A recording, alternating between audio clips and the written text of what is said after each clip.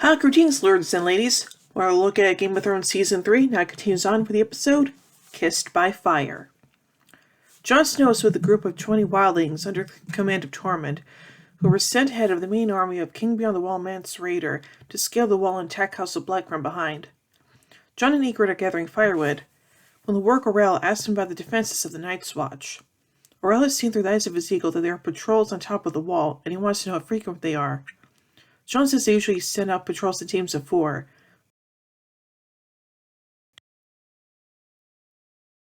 Their patrols often changes. Orell says the wildlings note that there are 19 castles along the south side of the wall, but he wants to know how many are currently manned. Jon finds this very unpleasant, but openly says that only 3 are currently manned. Apart from Castle Black, which the wildlings know is manned, there's also Eastwatch by the sea at the extreme eastern end, and the Shadow Tower at the western end. Jon is then asked how many men currently garrison Castle Black. Jon is very reluctant to answer, but after being threatened by Orell, he gives an exaggerated number, saying that there are 1,000 men. This is a lie, as Castle Black had only 600 men before the Great Ranging, and the garrison is now closer to 300. Tormund tells Jon that he likes him, but if he's lying to them, he'll rip his guts out through his throat. Ugh. Anyway, Jon and Ygritte then walk away, but she steals his sword Longclaw, making him chase her to get it back.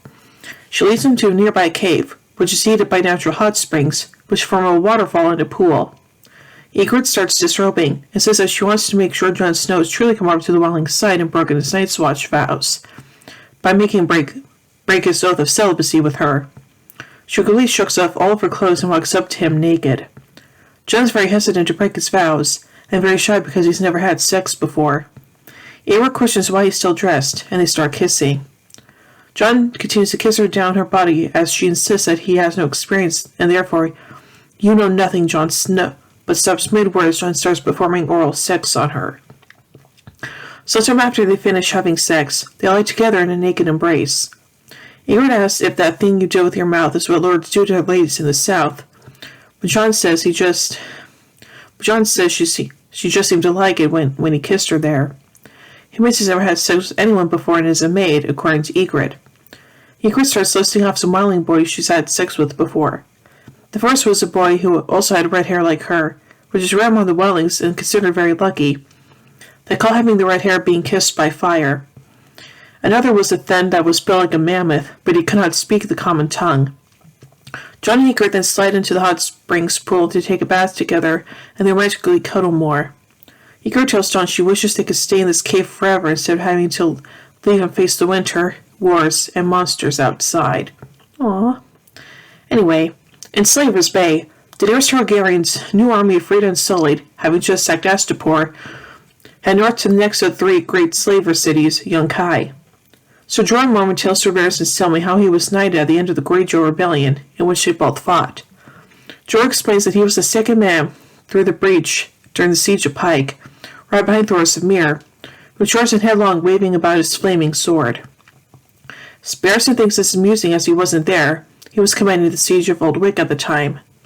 King Robert Baratheon himself knighted Jorah for his bravery that day, the prize of Jorah's life. Though he says what he was most thinking about was that he really needed to piss because he'd been sealed in metal plate armor for 16 hours straight. Barristan admits that Robert was a good man and good warrior, but laments that he turned out to be a terrible king. Barristan is sorry that he wasted so much of his life defending kings who didn't deserve it. He spent 17 years defending Robert, and the Mad King before that. Barristan explains that a man of honor must keep his vows no matter what, whether he's serving a drunk or a lunatic. Barristan says that just once before he dies, he wants to always like to serve with pride, fighting for someone he believes in. Their talk turns to Daenerys, and Jorah says that Barristan can believe in her. Barristan says she'll have good men to advise her. They respectfully warns that it might not be well for her to be seen with Jorah at her side when they return to Westeros. Jorah admits that he may never be rid of the moral taint of selling slaves, which is abhorrent in Westeros. Jorah then begins to silly ask about the advisors on the small council, if any of them spoke against Robert when he wanted Daenerys, the last Targaryen, assassinated. It becomes apparent that Jorah's trying to figure out if Barristan knew that Jorah was initially a spy for King Robert, reporting back to Varys. Jorah's report that Daenerys was pregnant would have made Robert demand that Daenerys be assassinated at a small council meeting with Eddard Stark. Jorah points out that the Lord Commander of the King's Guard traditionally holds a seat on the small council. However, Barristan explains that as a former Kingsguard member under Aerys Targaryen, and one who killed several of Robert's friends, while Robert didn't mind keeping him in his position as guard, he never really trusted his advice, so he left him out of small council meetings.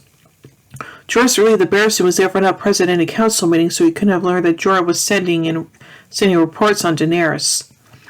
Jorah and Barristan briefly pick up about the fact that Barristan only just came to them, while Jorah was defending Daenerys from Robert Baratheon's assassins for months, and Barristan isn't Lord Commander here. Jorah takes his orders from Daenerys. Meanwhile, Daenerys and her translator shows aide-de-camp Missandei meet with the assembled officers of the Unsullied. She addresses them in Low Valyrian and says that now they are no longer slaves but freemen and they can make their own choices. And she asks them to choose one among them to be the leader of all the Unsullied. They part ranks, and when the eunuch steps forward, she asks him to remove his helmet and tell her his name, and introduces himself as Grey Worm. Daenerys is confused, and Missandei explains that when the slave masters of Estabrook castrate slave boys to train them as Unsullied, they force new slave names onto them which are intentionally demeaning, usually a combination of a color and a kind of vermin, i.e. grey worm, red flea, black rat, etc. This too enforces the mentality in the Unsullied that this is just what they are, worthless expendable vermin. Disgusted, Daenerys issues the command that all Unsullied must choose their own names as freemen or claim the names their parents gave them. The Unsullied commander says that he will continue to be known as Grey Worm. His original name is Accursed, because it was the name he had taken when he was taken as a slave. But Grey Worm is a lucky name he will bear with pride, because it is the name he had when he was set free by Daenerys Stormborn of House Targaryen. Daenerys is deeply touched by his loyalty. Anyway, over at River Run, the prisoners Martin and Willem Lannister, squires 15 and 14 years old respectively, awake to hear shouting and fighting outside the door to their cell. Lord Rickard Karstark fights his way into the room with some of his own men. A guard is killed while attempting to stop them. Confused, Willem asks if this is a rescue, and is probably killed by the Karstark men. Martin begs that he is just a squire and didn't do anything. Lord Rickard ignores his pleas and stabs him in the belly with a dagger, killing him. This is so unnecessary. The bloody corpses of the two Lannister prisoners are laid out on the floor in front of King of the North Robb Stark in River Run's main meeting room. Robb is disgusted, remarking that Karstark needed 5 men to brutally murder 2 unarmed squires in their own prison cell. Karstark insists that it was the father's vengeance. Robb points out that these boys had nothing to do with the death of Karstark's sons, who were both killed by Jaime Lannister. Rickard explains that he was denied his vengeance when Robb's mother Catelyn sent Jaime freeing hopes of prisoner exchange for her daughters in King's Landing. Finally having enough, Karstark did the next best thing, and killed Jaime's kin who they held prisoner. Robb really shows that they were only little boys, and Karstark can't believe Catelyn for his treasonous killing of prisoners of war. Karstark stands firm, and says the only treason is letting their enemies go, when in war they should be killing them. He insults Robb by asking him if his father ever taught him that. Brynden Tully punches Karstark over his remark, but Robb tells him to leave Karstark alone. Karstark has utterly lost faith in Robb, and says that the King of the North will just give him a scolding, though perhaps he should probably call him the King who lost the North, after he allowed Winterfell to fall. Robb orders all of Karstark's men hanged, and take the lookout, so at least he can watch the others die. Rickard Karstark himself is sent to the dungeons. Robb so glad Brynden Tully insists that if word of this leaves River Run, Tywin Lannister will exact heavy reprisals for the deaths of his young nephews. Therefore, he suggests that they just quietly bury the boys and simply keep silent about their deaths until the war is over. Robb, however, refuses to be a liar. He says he cannot fight a war in the name of justice if he will not serve justice to murderers within his own ranks. All of Robb's advisors tell him this is a bad idea. Catelyn and his wife Talisa warn him that the Karstark soldiers will abandon his cause and return home if he executes their lord, and they are already badly outnumbered. Catelyn says they should keep Lord Rickard hostage, and Edmure agrees, saying that they can just keep him hostage until the other Karstarks and no harm will come to them so long as they remain loyal. Robb ignores their pleas, and he has Lord Karstark brought out to the courtyard of Riverrun to be executed during a driving rainstorm. Karstark points out that not only are both their houses descended from the first men, but the Starks and Karstarks are kin, as House Stark is a branch of House Stark, founded centuries ago by younger son Carlin Stark. Robb says that their blood relationship did not stop Rickard from betraying him and won't stop Robb from executing him now. Rickard says it isn't meant to stop Robb. He wants it to haunt Robb until the day he dies. With those last words, Lord Rickard says that Robb will be cursed as a kinslayer and that Robb is no king of his. Obedient to the laws of his father Eddard Stark, who said that the man who passed the sentence must swing the sword, Robb pronounces the sentence of death and personally beheads Lord Rickard. Robb's strict adherence to justice makes things turn out just as badly as his advisors said they would. The Karstarks would draw their soldiers from his army and march for home. This results in Robb losing almost half of his forces, which were stationed at Riverrun. Robb only admits to Lisa that she was right, and made a mistake. Robb says Tywin Lannister realizes that he's in such a strong position he doesn't even need to attack the Northerners anymore. He just needs to wait, and let their demoralized forces unravel. When the war began, Robb's army was unified around a central purpose, but now they have lost momentum, and his generals are acting like bickering children. Robb shows Talisa a war map of the Civic Kingdoms, which depicts Robb's armies concentrated around Riverrun and Harrenhal, Lannister and Tyrell armies overrunning the Stormlands, Lannister/Tyrell armies concentrated at King's Landing, and Greyjoy forces occupying the western coast of the north. Talisa suggests they try to take the fight to the Lannisters so they won't come to him, but he explains that this is hopeless. Taking King's Landing would have been difficult to begin with, but now Tywin and the bulk of the main Lannister army, as well as a large Tyrell army, are defending the city. Attacking the capital head-on would be suicide, and Tywin would crush them within a day. Talisa suggests they lead his army back to the north to repulse the Greyjoys from his homeland and rebuild his power base. Robb points out that as soon as all of his tired soldiers are back home, they won't want to leave again, particularly because winter is coming, and the coming one is expected to be very long, 5 years or more. The Northerners have been away from their farms fighting the war, however, so having begun to collect harvest to set aside his winter stockpiles. Thus, if Robb returns to the north, it will be difficult to rally his men to return south to defend the River Lords who declared for him. Eyeing the map with Talisa, Robb decides that the King's Landing is too strong to attack and he can't return home. There's only many options to strike where his enemy is weakest. Robb decides that with the main Lannister army group under Tywin now positioned all the way to the east of King's Landing, he needs to return to the Westerlands and make an all-or-nothing assault against Casterly Rock. This will make the Lannisters lose face, just as Robb did when he lost his home castle Winterfell, and bring momentum back to his army. However, with the loss of Karstark forces, they currently don't have enough men to consider attacking Casterly Rock. The only way they can gain enough soldiers to attempt such an assault is if Robb can win back the allegiance of House Frey, whose thousands of soldiers withdrew from Robb's army when he broke his promise to make a marriage alliance with them by marrying Talisa, a political nobody, instead of one of the Lord Walder Frey's daughters. Thus, Robb must try to repair his alliance with House Frey. Anyway, over at Harrenhal, Locke presents the captive Jaime Lannister and Bran of Tarth to the Northern Castellan, Lord Roose Bolton. Locke is quite proud of himself for his torture of Jaime, but Roose is surprised that Jaime has lost his hand.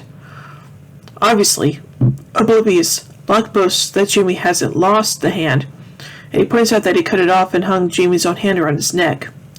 Angry that Locke maimed such a valuable hostage, Bolton demands he dispose of Jaime's rotting hand, and orders that accommodations be provided for the pair of prisoners. When Jaime asks if there is news from the capital, Bolton informs him that Stannis Baratheon laid siege to the city in the Battle of Blackwater. The news drags out, revealing the result. Bolton toys with Jaime but remains completely calm, never even grinning, but finally revealing that his sister Cersei is alive and well, and his father's forces successfully repulsed Stannis' assault. Jaime is overcome by delirium and relief that his family is safe, that he collapses. Bolton calls for Qyburn to attend to Jaime's injuries. Later, Qyburn peels away the crude tourniquet that Locke's men applied to Jaime, and finds that the stump of his right hand has become badly infected. Jaime asks if he will die, and Qyburn says he won't, but the corruption has spread to the point that it will be safe as just amputate the rest of his right arm at the shoulder. Half delirious from the infection, Jaime refuses, and says he'll kill Qyburn if he tries. Jaime then notices that Qyburn is not a maester, but he isn't wearing a maester's chain of office. Qyburn acknowledges this, because when he was stripped of his chain by the Citadel and thrown out of the Order of Maesters, because, as he says, he was conducting experiments which they felt were too bold. Kyburn gets ready to cut Jamie, and says he'll at least try to save his elbow, but with a sudden burst of effort, Jamie grabs him around the throat with his left hand, and says he doesn't need his right hand to kill him. Kyburn relents, and says he could try cutting out the chunks of flesh which are outright rotten, then burning out the wounds with boiling wine, and with luck this might be able to stop the infection, without having to amputate more of Jamie's arm above the wrist. Jamie says he's willing to try this, but Kyburn cautions that it will cause a great amount of pain, so he needs to give him milk of the poppy, but Jamie refuses to take it, and says he'll just scream. Kyburn cautions him that it will cause a massive amount of pain, but Jamie says that he'll just scream loudly. Kyburn begins to dig into the stump of Jamie's arm to cut out the dangerous tissue, and Jamie howls in agony. Sometime later, Bran is in Harrenhal's bathhouse, scrubbing off weeks' worth of caked-on grime and filth from the trek through the riverlands. Jamie then appears in the doorway assisted by a servant, barely able to stand due to the pain he is in. He asks the servant to help him take off his muddy rags and leave. Jamie then walks naked into the same communal bath that Bran is in on the far side. She is also naked and angrily points out there are other baths, but he says he wants this one. He's afraid he's going to pass out any moment, and wants to save him from drowning if he does, because he doesn't want to be the first Lannister to die in a bathtub. Brienne asks why she should care how he dies, but he points out that she swore solemn oath to get him to King's Landing in one piece, which, indicating the stump of his hand, has not been going so well. Jaime quips that it's no wonder Renly died with Brienne guarding him, when she divinely stands up out of the bath, facing him fully nude, to show him she isn't afraid of him. Jaime gravely says that was unworthy and asks for forgiveness. Bran angrily orders him not to mock her, but he insists he's seriously apologizing. Exhausted, Jaime says he's tired of fighting and just wants to have a truce. Bran says you need to have trust to have a truce, but he says he trusts her, so she sits back down. Jaime then notes that Bran has the same look on her face that he's seen on countless faces the past 17 years. People that despise him, call him Kingslayer, more than his own name, or Oathbreaker and Man Without Honor. Jaime then goes on to recall the Mad King's obsession with wildfire, how Aerys enjoyed watching people being burned alive. Jaime recalls Aerys burned lords he didn't like, hands who failed him, anyone he thought was against him. Ultimately, half of Westeros rebelled against him, so Aerys has pyromancers place catches of wildfire all over King's Landing, under the Great Sept of Baelor, under the Sons of Flea Bottom, under houses, stables, taverns, and even under the Red Keep itself. After Robert's victory at the Trident, he marched on the capital city, but Jaime's father Tywin arrived there first, leading the entire Lannister army, and promising to defend the city. Jaime warned Aerys that his father was never a man to choose the losing side, that this must be a trick and he should surrender the city while he still could, but the Mad King refused to listen. Nor did Aerys listen to Varys when he gave the same warning that Tywin could be trusted, but he did enlist the Grand Maester Pycelle, who convinced Aerys the Lannisters were there to help. Aerys opened the city gates, and Lannisters proceeded to sack the city. Jaime again begged Aerys to surrender, but the Mad King ordered Jaime to bring him Tywin's head, and his pyromancers set the city ablaze, burning its hundreds of thousands of inhabitants with wildfire. Jaime makes it plain to Brienne that this was his breaking point, and asked her what she would do if her precious Renly commanded her to kill her own father, and then stand by and do nothing as he murdered thousands of innocent people. She could only sit in shocked silence.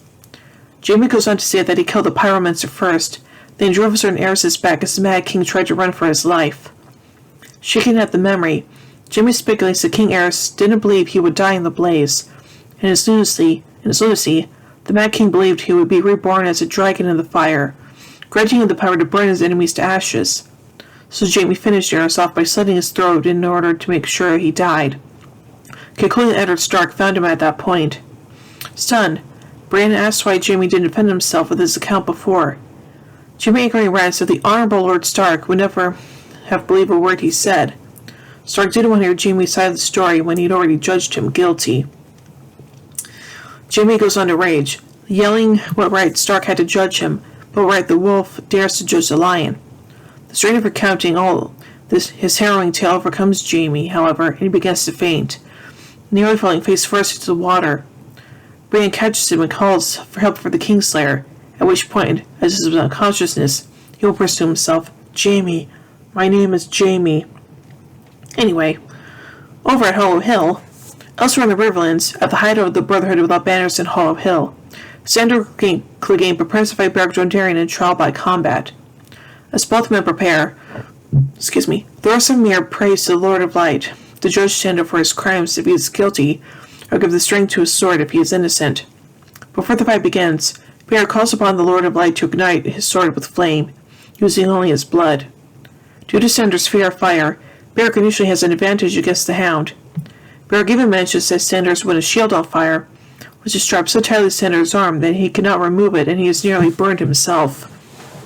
Eventually, however, Sandor's raw physical strength and anger, born of terror, overpowers Beric, and with a single downward swipe, cuts right through his flaming sword, his armor, and deep into his shoulder, killing him. As Beric falls to the ground, Thoros quickly rushes to his side and begins praying to the Lord of Light to revive him. Sandor falls to the ground to desperately try and extinguish his flaming shield. Arisar grabs the dagger and attempts to kill the Hound while he is down, but she is stopped by Gendry. As she curses him, Sandor taunts Arya over how the gods prefer him over a dead friend. However, they are both interrupted by Beric, who has been revived by the Lord of Light's power. Having won the trial and proved his innocence in the eyes of God, Sandor is allowed to leave. The Brotherhood had taken all of the gold Sandor had on him to fund their cause, and in lieu of returning it, Beric gives him a promissory note which will grant payment at the end of the war. Sandor scoffs at this and throws it to the ground. But Ingai says he should be thankful they're letting him leave with his life. Clegane is hooded so he won't know the way back to their hideout. They allowed away to be released some distance away. After the fight, Gendry works on preparing Beric's armor, and Arya questions why, because they will be leaving soon. Gendry says they decided to stay and work as a smith for the Brotherhood Without Banners, to aid them in their cause to protect the small folk during the war. Arya says that their plan was to find her brother Robb, and Robb needs soldiers too. But Gendry points out he has no attachments to Robb Stark. Arya will be going to a noble-born family, and he'd just be serving another lord. Gendry says he's been serving other men his whole life and has nothing to show for it. He has worked his life for Topal Mott, and he repaid Gendry by selling him to the Night's Watch, as soon as secret payments from Varys ended, and he served Tywin Lannister as a prisoner at Harrenhal. Every day afraid he'd be killed or tortured. He'd be serving in the Brotherhood too, but they chose Beric as their leader, and they're more like a family. And as a common-born tavern maiden's son who was orphaned at a young age, Gendry has never had a family. Arya sadly chokes out that she could be his family. In response, Gendry politely but firmly points out that the class differences between them means if he goes back with her, they never be family. He'll still be commoner, and she be milady. Later that night, Arya looks into the campfire and recites her nightly prayer list for the death of her enemies. Thoros says that they plan to bring her to Riverrun to reunite with her family, in exchange for a reward from Robb to fund their cause. Arya points out that they're ransoming her, and Thoros admits they technically are, but this is different. They do tend to escort her safely through the war-ravaged countryside to her family, and Beric would like to return her for free out of memory of her father, but they really need the gold to support themselves. Beric says he knows she must be angry with him, but releasing Sandor was the right thing to do, as they promised to let him go free if he won the trial by combat. Arya is still quietly upset, as she's now seen many honorable men keep their promises and behave lawfully only to be killed for it, such as Yoren and her own father. She wonders why Beric would want to let Sandor go when he nearly killed him, but Beric insists he did actually kill him. When Arya asks how, Beric points her to Thoros to explain. He says he isn't the one who brings Beric back to life. It's the Lord of Light, and Thoros is just a lucky drunk who recites the prayers. Beric opens his shirt to reveal several grievous scars on his torso. They explain that Beric has actually died and then been brought to life 6 times now, kind of his recent death and the trial by combat. He has been impaled on a lance, shot with an arrow, and his 5th death, the Lannisters hanged him for treason and stuck a dagger in his eye, which didn't heal when Thoros brought him back. Arya earnestly asked Thoros if he could bring it back to life a man without head. Thoros and Beric both understand that she is asking about bringing her father about bringing back her father, but Thor says he doesn't think it'll work that way. Well, because he was decapitated, and because he's been dead for far too long by now.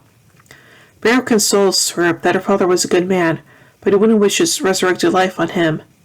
Bear's ways that bring about back from the dead carries a heavy toll, and speaks of his memory and who he was chip away each time. Who was before chip away each time. Ari still says she wished she could. Ari still says she would wish Barrick's life on her father, but at least Barrick is still alive. Anyway, at Dragonstone, King Stannis Baratheon is still deeply depressed after his defeat at the Battle of Blackwater. It doesn't have the daily support of the Red Priestess Melisandre since she left on what she claimed was an important mission. Most of Stannis' army has been destroyed, and the only reason the Lannisters haven't attacked Dragonstone yet is because so much of their fleet was destroyed at Blackwater that they couldn't yet mount an amphibious assault. With little else to do, Stannis takes the time to visit his wife, Queen Selyse, who was born to House Florent, for the first time since returning from the battle. He finds her in her chamber, praying over a fire to the Lord of Light. Selyse is a fanatical believer in the Lord of Light religion, far more so than Stannis, and it was indeed Selyse who first invited Melisandre to Dragonstone. Stannis and Selyse do not have a loving relationship, but she reveres him and is in awe of him as her king and the Lord's chosen. She tells him not to despair despite his defeat, and he will be victorious, but Lemon said he used to believe that once. Due to his extreme belief in duty, unlike his hedonistic brother Robert, Stannis is badly shaken by the fact that he broke his marriage vows to Selyse when he had sex with Melisandre to create the shadow assassin creature that killed Renly. He begins to confess to Selyse that he has sinned and shamed her, but she interrupts him and says that Melisandre already told her everything, and that no act done in the service of the Lord of Light can be a sin. Indeed, she wept for joy when Melisandre told her of this service she did for the Lord of Light with Stannis, and because the Red Priestess gave him a son of sorts which she never could. Stannis' face is filled with a mix of shock, disgust, and relief. Selyse said Selyse had 3 sons with Stannis, but they were all stillborn, and she walks over to a corner of her chamber where she keeps their tiny corpses preserved in glass jars. The deaths of her sweet boys' failure to produce a male heir deeply affected Selyse, and caused her to zealously embrace the foreign religion of the Lord of Light. She weeps, and laments that she has given Stannis nothing. He does not blame her, and with pity he says that's not true. Selyse understands he is referring to their daughter and only child, Princess Shireen Baratheon. She grows annoyed when she realizes he's come to see her too, and says he shouldn't waste time on such distractions, but insists that she is his daughter, and she relents because it is not her place to question her king. Shireen is alone in her room, drawing and singing a song about life under the sea to herself, and is excited to see her father.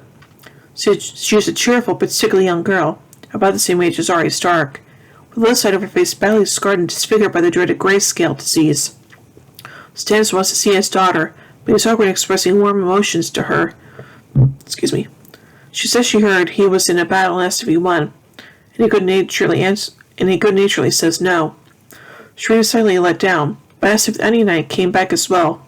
Sir Davos Seaworth has been her friend during his service to her father, and even made her a toy ship.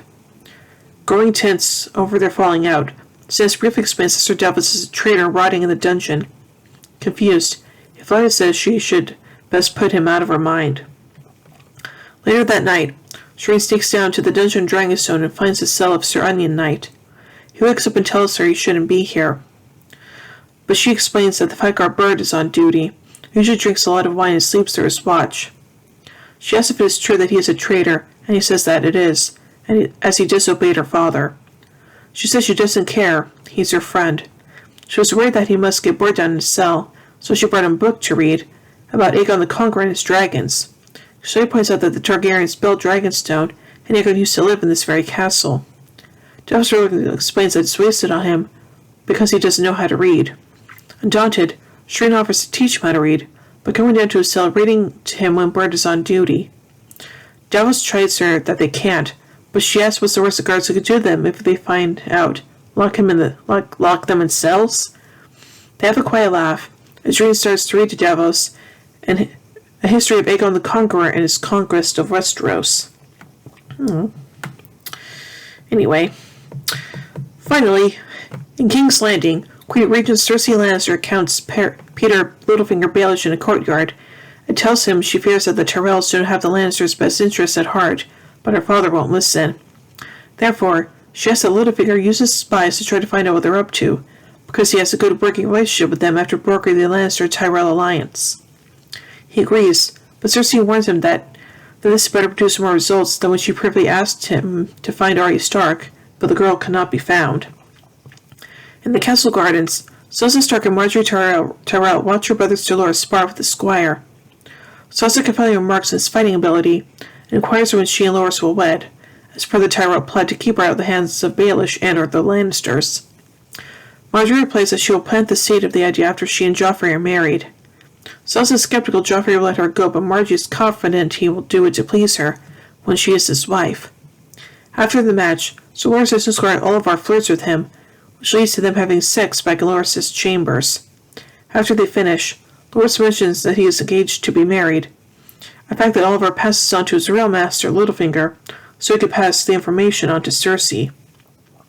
A short time later, Littlefinger meets with Sansa, offering her a place on a ship that will take him from the capital to the Vale of Arryn. Sansa practices lying for a change and tells him that they should wait until after Joffrey's wedding, primarily because she fears for his safety if the plan fails. A master manipulator, Littlefinger is clearly suspicious of her motives, but doesn't press the matter for the moment. Instead he says he is touched by concern for his safety and insists that she call him Peter. At the same time, Tyrion Lannister is engaged in a meeting with Lady Olenna Tyrell. With the upcoming royal wedding shaping up to be an extravagant and expensive affair, Tyrion is concerned about the cost. Olenna points out that the Tyrells have done much to supply the city with soldiers and provisions to assist in the war effort, as well as the coming winter.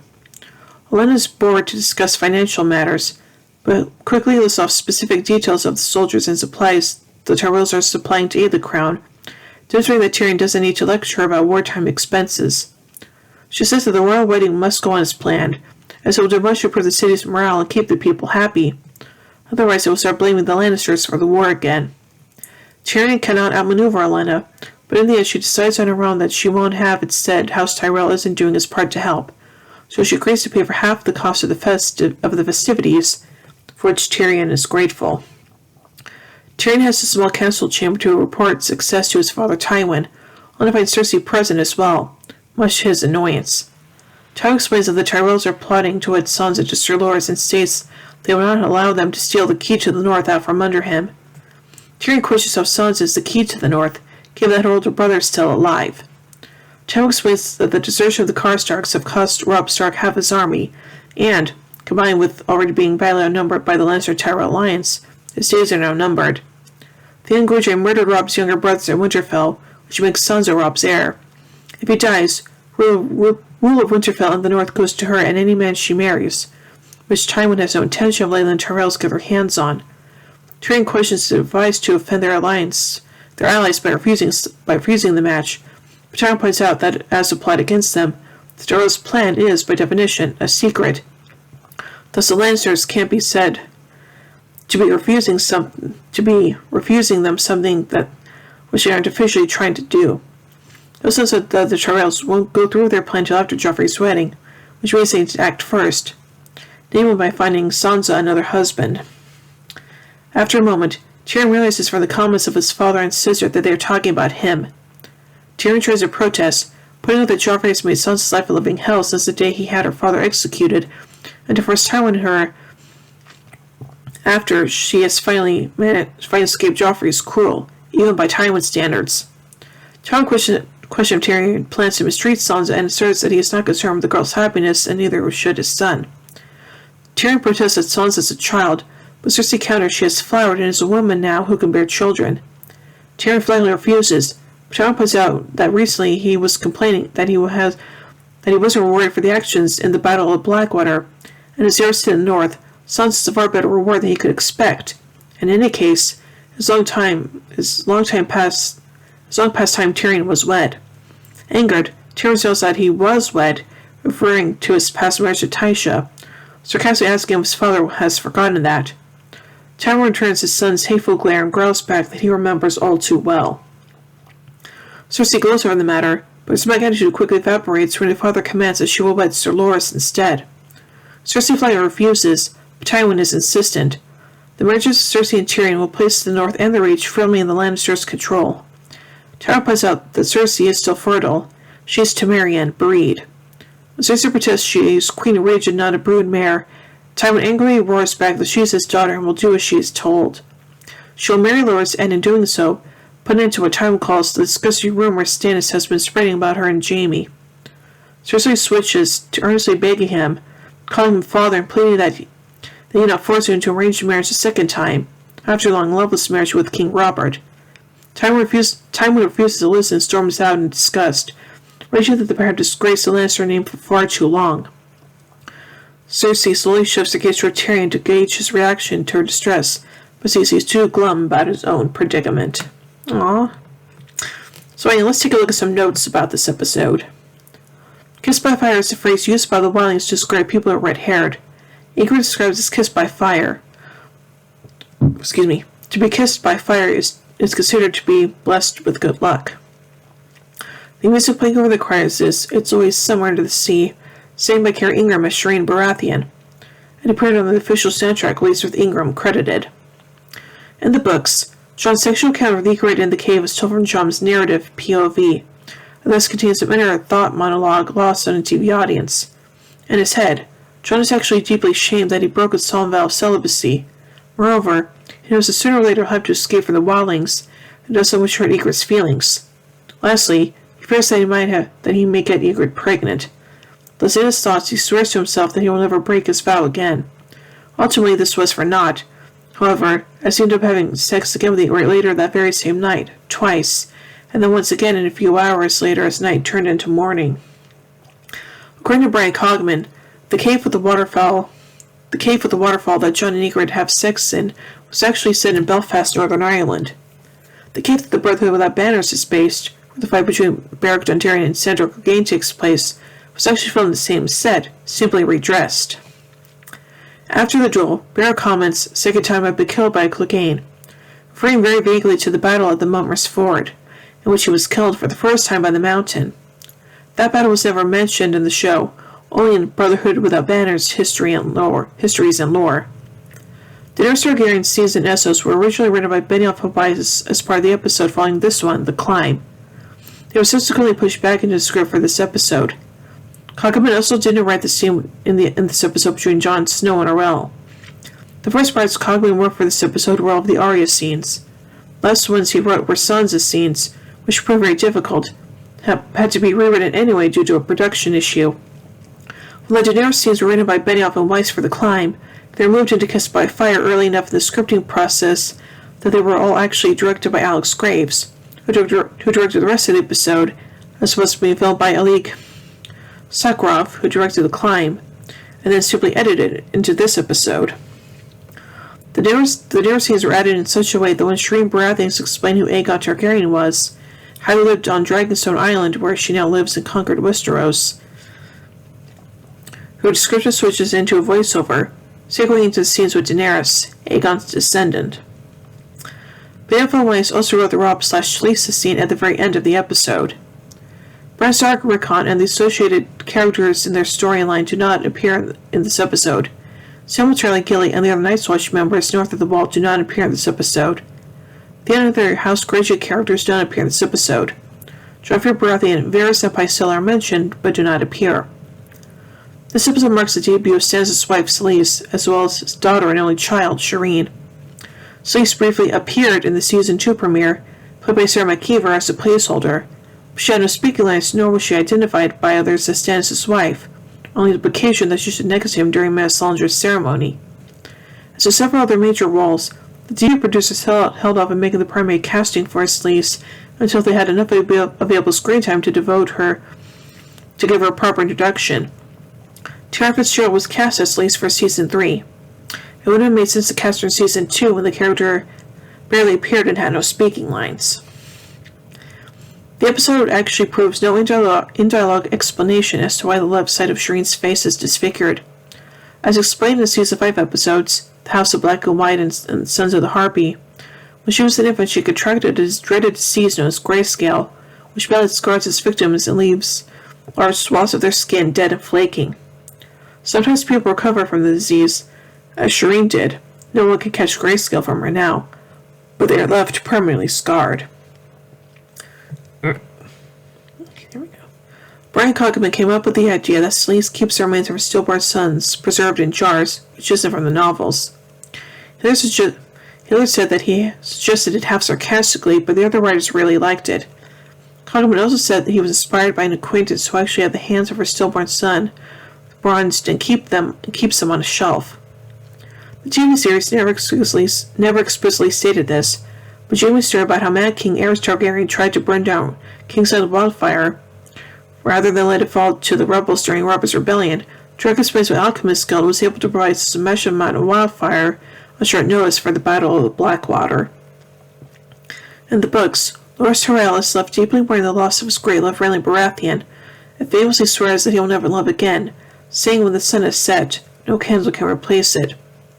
Several critics, including Westeros.org, were upset that Loras had sex with Olyvar in this episode, because it seemed rather sudden, as Renly's death did not deeply impact him. Brian Cogman, however, subsequently did an interview with Westeros.org and specifically addressed this concern. Change to the adaptation meant that Loras had to have sex with Olyvar, so it slipped that he would marry Sansa, as part of the plot mechanics of the Lannister/Tyrell rivalry. However, Cogman explained, the early drafts of the episode actually included longer scenes which made explicitly clear that Loras is not finished mourning Renly. Rather, Loras was very depressed and lonely, and in fact joining the stars by gauging casual sex in the hope that it would make himself feel better. But ultimately, Loras felt more emotionally destroyed and reminded him of how much he misses Renly. Cogman later lamented that, quote, as we got closer to production, a lot of trims had to be made, and this scene was one where I had to do that. And he acknowledged that cutting the scene gave the unintended impression that Loras was moving past Renly, when he actually isn't. Loras Tyrell is identified as the heir to House Tyrell. This contradicts the books and the HBO Viewer's Guide, both of which identify Loras as the third son of Mace Tyrell and Illyri Hightower. Loras has already assumed his brother's role in the story, however, so excising them from the series' continuity altogether is hardly a stretch. Writer Brian Cogman went on to explain that Willis and Garland may have to be cut out of the TV continuity for time reasons, though of course, there was a time when the writers thought Shireen Baratheon might have to be cut from the TV adaptation.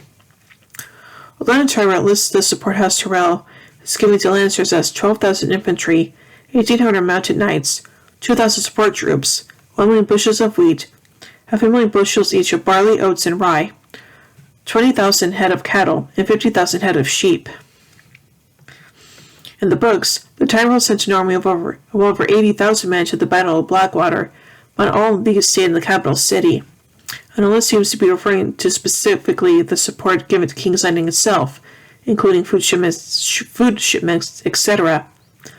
Either way, in the books it's made clear that while the Lannisters have reached a point where they deployed all their assets, i.e. scraping the bottom of the barrel by raising green conscripts in the Westerlands who got massacred at the Battle of the Oxcross anyway, the Tyrells have not yet mobilized all the armies they could potentially raise.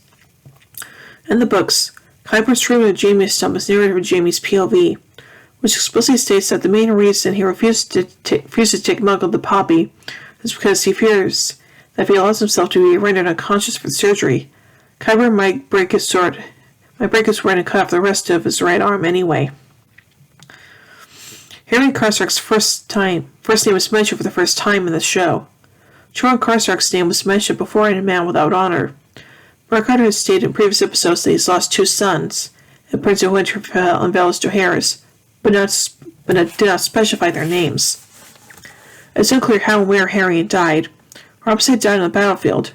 Record said he died while fighting by Robb's side in The Prince of Winterfell, and referred to Jaime as the killer of both of his sons and Valar Dohaeris. Therefore, it can be assumed Harry was killed by Jaime at the Battle of the Whispering Wood. In the books, Reckard's sons Torrhen and Eddard, the latter has been omitted from the show, were killed by Jaime at the Battle of Whispering Wood, while Harry was taken captive at the Battle of Duskendale and his fate is unknown. No Karstark was killed during Jaime's unsuccessful escape attempt.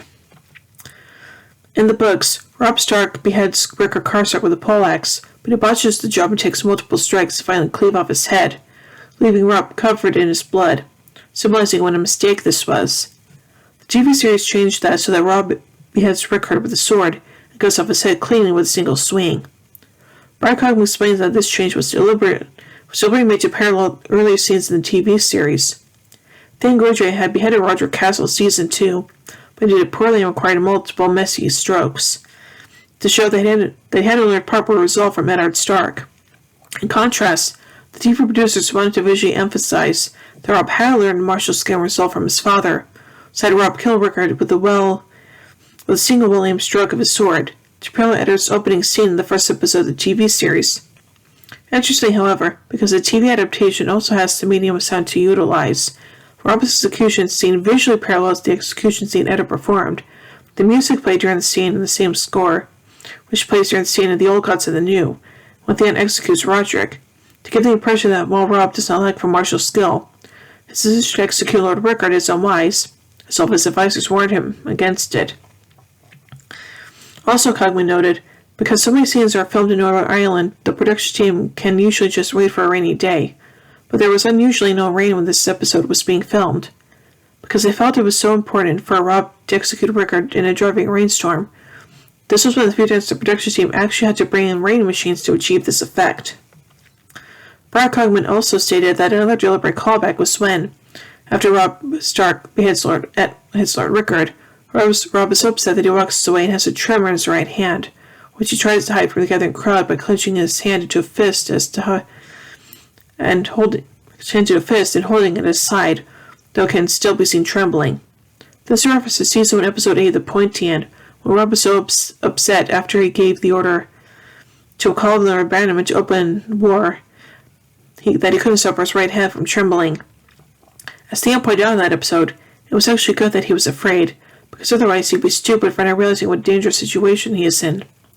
Similarly, Rob is not fully executing Karstark as Joffrey might a Lannister subordinate. He is aware of how politically disastrous this will be and is nervous, but feels duty-bound by honor to go through with it nonetheless. Costume designer Michelle Clapton made a point to feature Robb Stark without his full armor in Season 3, but just wearing his normal tunic more often. This was deliberately done to make it look more vulnerable as his position in the war and control over his own army worsens. Without the furs on his armor, it also becomes more obvious how small and young Robb actually is. This is particularly evidenced in the final scene, in which Robb is looking at his war map in despair after losing the Karstarks from his army. As Clapton said, quote, "He just actually looks quite young again. He's going to find himself in a very big position." Tyrion angrily points out to his father that he was married once, and Tywin says he remembers all too well. Tyrion first gave the story of his marriage first back in the Season 1 episode Baelor.